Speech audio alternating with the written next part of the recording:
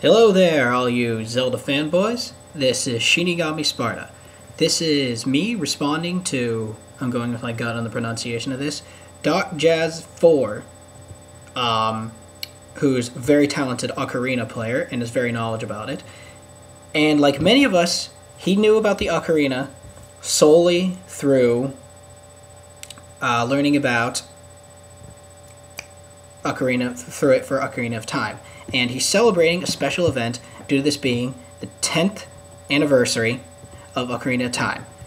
So for me, I was 10 years old then. No. Yeah, 10. I came into the game a year late, so that's about right.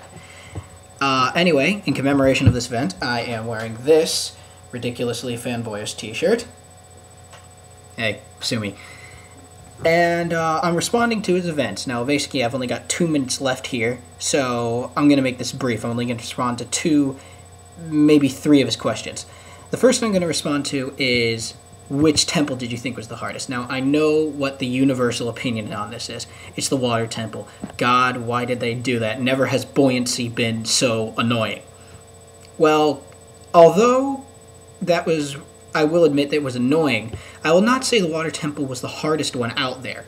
I mean, when I first came across it, I was the patient type. I was the type that could really, even handle the water temple, I guess. I mean, by the time that I played the game, the last time I remember it, which was a few years ago, about maybe 3 years ago, I had actually memorized the entire thing. But when I first went through it, basically all I did was just raise the water to different levels, and then just go through and see where I could go through each time. So really it was more just a minor annoyance than me, rather than something that was hard.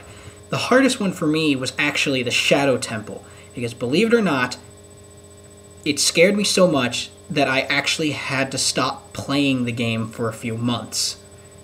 I know this sounds crazy, but for a lot of us who weren't allowed to play Mortal Kombat, this was the most gruesome thing that they had ever seen.